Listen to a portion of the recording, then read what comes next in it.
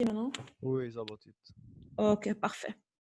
Donc, je répète ce que j'ai dit par respect à ceux qui se sont levés tôt. Je vais quand même donner un cours. Merci, merci pour vos efforts. Je sais que c'est pas évident de se lever tôt, d'être devant son poste toute la journée.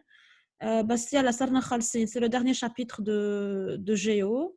Il nous reste un chapitre d'histoire et un révision. Et c'est tout. Et c'est fini. 2 séances la semaine prochaine, on termine notre programme, d'accord? Bon, est-ce que vous voyez devant vous le PowerPoint? Oui, madame. Ok. Voilà. Alors, on va commencer donc le deuxième sous-chapitre du continent américain. C'est une étude comparative. On va comparer les États-Unis et le Brésil, donc la puissance de l'Amérique du Nord à celle de l'Amérique du Sud. D'accord? Donc, je répète, quand on a un chapitre comparatif comme celui-là, il faut éviter de faire axe 1 États-Unis, axe 2 Brésil. À tout prix. Il faut comparer argument par argument. Disons que dans l'axe 1, je parle du rayonnement mondial, euh, secteur économique. Un argument États-Unis, l'économie prospère, etc. Un autre argument Brésil. Il ne faut jamais séparer les deux axes. D'accord? Ce sujet est passé au Liban il y a exactement 4 ans de cela. J'ai un sujet compo géo. La plupart des élèves ont fait un hors-sujet, axe 1 États-Unis, axe 2 Brésil. Donc, il faut faire attention. 5 ans, 5 ans, fait probabilité, j'ai acquis. Voilà. Donc, vous avez l'intro devant vous. Le continent américain, longtemps dominé par les États-Unis, qui le considéraient alors comme leur chasse gardée, ils sont les protecteurs du continent américain, connaît depuis 2 décennies de profonds bouleversements. Parce que d'abord, j'ai un pays émergent qui est le Brésil, qui est devenu récemment la 8e puissance économique mondiale. Et ensuite, les États-Unis et le Brésil sont les 2 plus grandes puissances de ce continent. Voilà, les deux sont des pays gigantesques par leur taille, par leur population et leur richesse. On va voir que le Brésil, membre des BRICS, peut facilement passer aux pays les plus industrialisés d'ici quelques années. Voilà. Donc, notre étude est divisée en 2 axes. D'abord, dans un premier temps, on va voir le rayonnement mondial des États-Unis et du Brésil. On va les comparer, évidemment. Et le deuxième axe, on va voir les dynamiques territoriales, comment le territoire a évolué, que ce soit celui des États-Unis ou du Brésil. Cet axe-là sera basé sur 2 croquis. Ce sont les 2 derniers croquis que vous avez d'ailleurs. On a 5 croquis en tout. Les 2 derniers, c'est États-Unis et Brésil. Voilà, donc qu'est-ce que vous pouvez avoir à l'examen en compo ou en analyse? Vous pouvez avoir une compo sur ces 2 axes-là, rayonnement mondial ou bien les dynamiques territoriales, ou vous pouvez avoir une seule compo sur le rôle mondial, voilà, et une autre compo sur les dynamiques territoriales. Donc, on a eu de ça dans différentes épreuves au fil des années. Voilà. Donc, pour commencer, le rayonnement mondial de ces 2 puissances. J'ai changé de slide, ça se voit chez vous? Ça marche? Oui, ça marche. Ok. Voilà, donc pour commencer, on va parler du rayonnement mondial de ces 2 puissances. Alors, chez moi, j'ai indiqué la page 334, mais chez vous, quelqu'un peut ouvrir son manuel. Ah, c'est un livre unique, donc les pages sont différentes. Quelqu'un peut ouvrir son chapitre, s'il vous plaît, pour indiquer quelle page?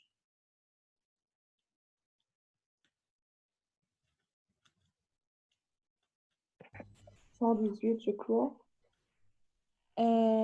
Attends, je vais t'indiquer de quel document il s'agit. C'est 4. Oui, tout à fait. C'est un Oui, croquis sur quel est le rôle mondial des États-Unis et du Brésil. oui, 118. 118, alors je vais arranger ça dans le PowerPoint. Donc, 118 chez vous. OK, parfait. Donc, vous avez le livre devant vous. On va voir d'abord le rôle mondial de ces 2 puissances-là. Regardez, donc c'est une échelle, c'est un croquis à l'échelle mondiale qui met en relief le rôle des 2 puissances de l'Amérique. Donc, c'est comme ça qu'on présente le croquis comme d'habitude. D'abord, on voit que les États-Unis dominent toutes les institutions internationales. On a le siège de l'ONU aux États-Unis, on a les États-Unis qui ont des flottes un peu partout en Europe, en Amérique du Sud, etc.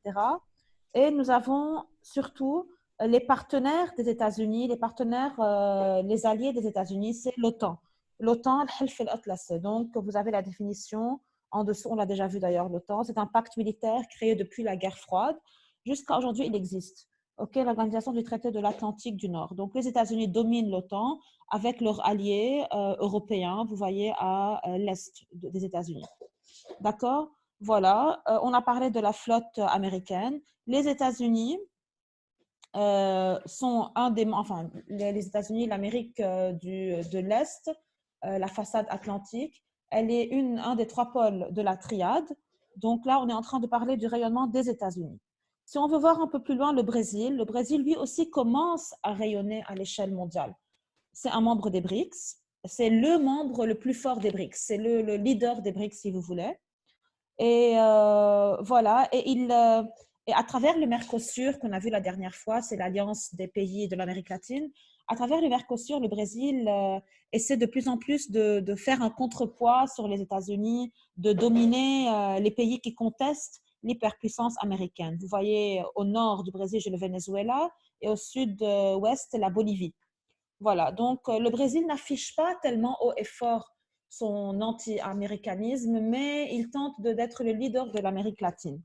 Pourquoi il n'affiche pas tellement sa politique anti-américaine? Parce qu'il a des intérêts quand même avec les États-Unis. D'accord? Voilà. Donc, c'est ce qu'il faut connaître un peu en général sur le rayonnement mondial des deux pays. Je vous ai fait un tableau sur ce PowerPoint pour comparer les deux puissances. D'abord, prenons les États-Unis. Les États-Unis sont le centre d'impulsion de la mondialisation. C'est là que la mondialisation commence. Elle passe par les États-Unis, sinon il n'y a pas de mondialisation. C'est la première puissance économique mondiale, on est d'accord, membre de la triade. Le premier PIB au monde, bon, selon les manuels, mais dernièrement, selon les statistiques, c'est la Chine qui domine le premier PIB. On en a parlé la dernière fois. Voilà. Ensuite, en matière de commerce, les États-Unis sont les deuxièmes exportateurs. Ils sont connus surtout pour leur production agricole, tout ce qui est céréales, etc. Les FTN américaines dominent le monde. On peut en citer plusieurs, FTN, dans tous les domaines. Pour le pétrole, pour la pharmacie, l'armement, surtout l'informatique, Microsoft, Apple, etc.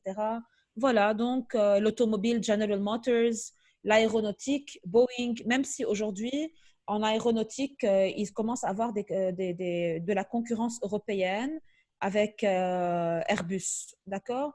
Voilà, donc la première chose à mentionner pour le rayonnement international des États-Unis, c'est les FTN, les firmes transnationales, et il faut appuyer par plusieurs exemples.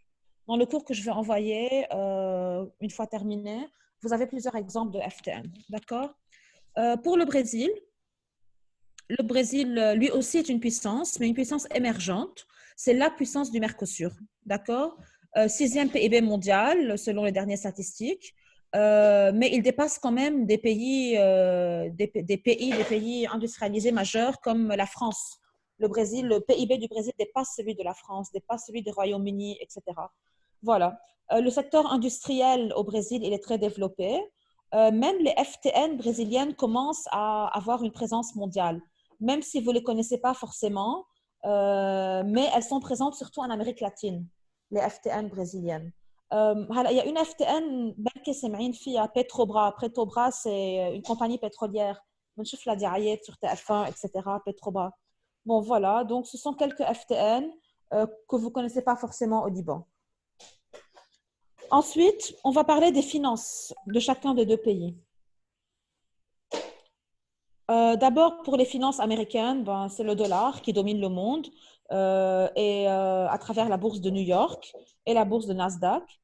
Donc, c'est la puissance financière majeure des États-Unis. D'accord? Et il faut parler des IDE des États-Unis. Ils accueillent et ils émettent des IDE, les investissements directs à l'étranger. Donc, c'est un pays d'accueil d'investissement et un pays qui surtout émet plusieurs investissements à l'étranger. Par rapport au Brésil, lui aussi, il commence à avoir une forte croissance financière. Contrairement aux États-Unis qui, depuis la crise financière de 2008, a connu un petit ralentissement. Le Brésil, au contraire, bat de talent. Donc, c'est pour ça qu'on l'appelle un pays émergent. Et la bourse de Sao Paulo, c'est une des premières 10 bourses au monde. Akid, elle ne dépasse pas celle de New York, mais bon, elle est classée parmi les 10 premières bourses au monde. La bourse de Sao Paulo, à la Bovespa. D'accord? Voilà. Donc ça, c'est tout ce qui concerne les puissances économiques des deux pays. On a comparé d'abord les échanges dans les deux pays. Donc là, la première comparaison, c'est l'aspect commercial, l'aspect économique. Deuxièmement, c'est l'aspect financier. Donc, il faut différencier entre économie et finance. Voilà. Je passe à une autre comparaison, toujours dans le domaine du rayonnement mondial, dans l'axe 1. L'autre comparaison, c'est la puissance géopolitique. Donc, en matière de hardware, la présence politique de ces deux pays. Akide, ça va sans dire, les États-Unis ont le plus grand hard power au monde. L'influence des États-Unis est marquée dans tous les pays du monde, le rôle géostratégique des États-Unis. D'abord, on peut citer les institutions internationales qui sont présentes aux États-Unis, FMI, OMC, etc.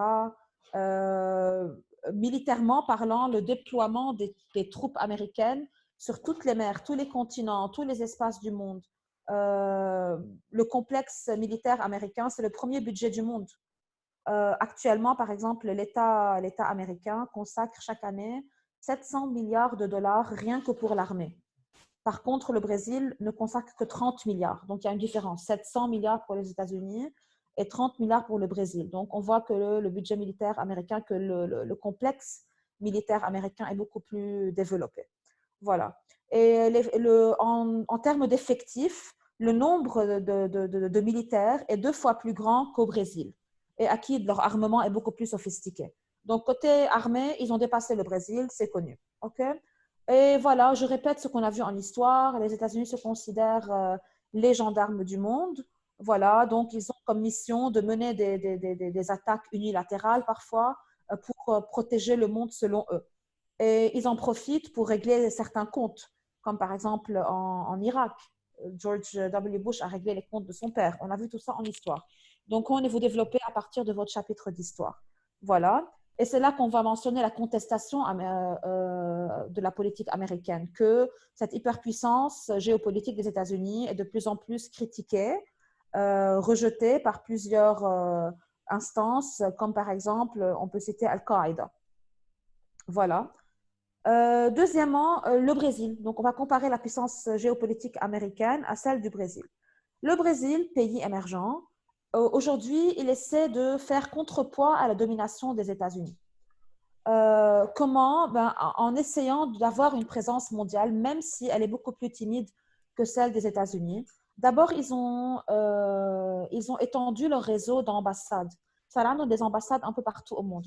Vous savez, pas tous les pays du monde ont des ambassades partout. Le Brésil essaie d'avoir des ambassades partout pour essayer d'être de plus en plus présent. Il a envoyé, par exemple, des casques bleus en Haïti. Je vous rappelle, Haïti, c'est le seul PMA du continent américain. Donc, ils ont envoyé des casques bleus là-bas pour être présents, pour les protéger et pour montrer que nous aussi, on est là, pas seulement les États-Unis. Voilà. Et comme je vous l'ai dit dans l'introduction, le Brésil, c'est le leader du Mercosur aujourd'hui, le porte-parole des pays de l'Amérique latine. Voilà, donc c'est le rival des Américains.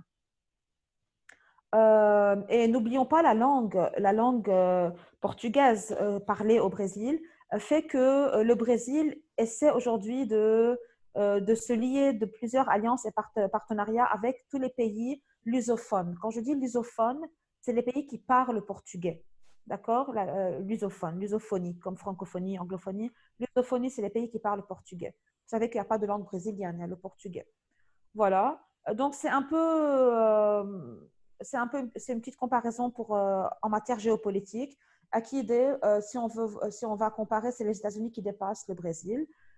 J'ai parlé la dernière fois dans le cours du continent américain du projet de ZLEA. Le projet de la ZLEA du président Bush, c'est un projet pour enlever les taux de douane pour faire un libre-échange entre les États-Unis et plusieurs pays de l'Amérique latine. Ce qu'a critiqué, chose que le Brésil a vraiment critiqué, parce que si les États-Unis font ça, c'est eux qui auront l'avantage. Moi, c'est les pays du Sud que les États-Unis prennent de chez eux des denrées, des ressources sans payer des droits de douane. Voilà. Donc, le projet de Zelaya n'est toujours pas mis en œuvre, mais c'est un projet proposé par le président Bush qui a été vraiment critiqué. Voilà. En ce qui concerne l'armée brésilienne, j'ai parlé de l'armée américaine. L'armée brésilienne se dote très récemment d'une nouvelle politique. Donc, leur complexe militaire. D'ailleurs, le ministère de la Défense au Brésil a été créé seulement en 99. Donc, ils sont vraiment très nouveaux dans le domaine. Voilà. Ils sont, pour avoir des exemples, ils sont en train de construire quelques armes, de moderniser leur armement. Masalan, ils ont construit récemment un sous-marin nucléaire. Matalan. Ils ont également acheté un porte-avions. Un porte-avions Foch. Foch, c'est une compagnie américaine. Ils l'ont rebaptisé Sao Paulo. Samo porte-avions Sao Paulo. Ils ont des outils, des armements, des outils de guerre, voilà, des forces armées. Alors, c'est un peu le contexte géopolitique. Quand je parle de géopolitique, il faut parler de militaire dedans. D'accord? Donc, on vient de voir d'abord le rayonnement mondial à travers l'économie et les finances. Ensuite, le rayonnement mondial à travers la géopolitique. On va passer maintenant au rayonnement à travers la puissance culturelle. La culture. On est quand même, je suis en train de répéter plusieurs arguments vus au cours de l'année et en première. Donc, il n'y a rien vraiment de nouveau. C'est une nouvelle organisation, si vous voulez, des cours qu'on a vus avant. Le modèle culturel, le soft power américain, on en a parlé longuement. Le soft power américain, l'American Way of Life. Acquis de le soft power américain dépasse celui du Brésil.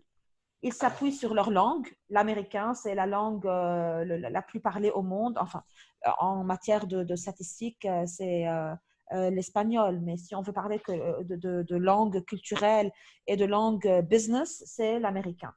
Voilà. La culture américaine fait toujours rêver, le American Way of Life, à travers, je sais pas, leur culture cinématographique, Hollywood, leurs séries télévisées, Netflix, etc. Là, vous avancez des exemples, OK? Le rêve américain qui attire. D'ailleurs, c'est la première destination des immigrants, le premier pôle d'immigration du monde.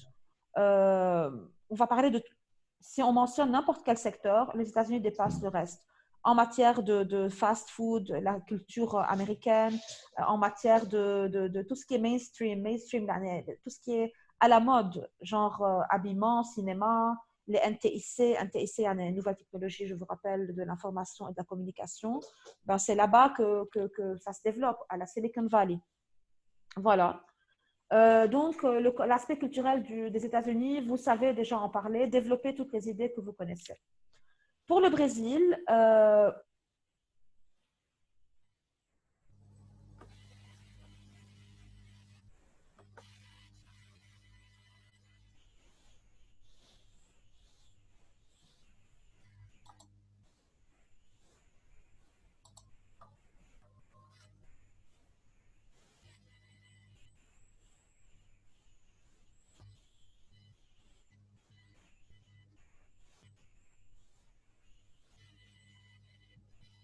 مدام عم تسمعينا؟ راحت المدام شباب. حدا عم يسمعنا؟ السلام شو عليكم. الو؟ شو صار؟ برو بس ليه بس نحن 14 ما عم بفهم. مروان لأنه شلون؟ ما حدا فاق، يعني مارون أنا حط لك، فقت. وين مارون؟ كله نايم. ما نايمين كله.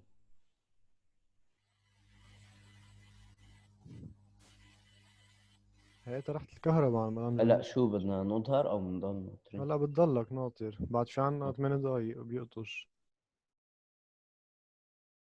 لقيته سؤال. قول. هول الكروكي اللي بالكتاب، هو اثنين كروكي محصهم بعض، يعني بنحط أو هيدا أو هيدا. ايه او هيدا او هيدا.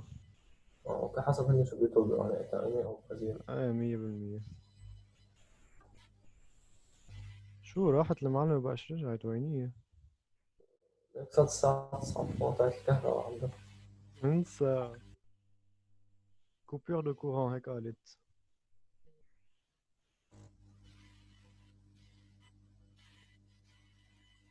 حاعمل بوز للريكوردينج احسن ما يطلع كتير كبير هالشي.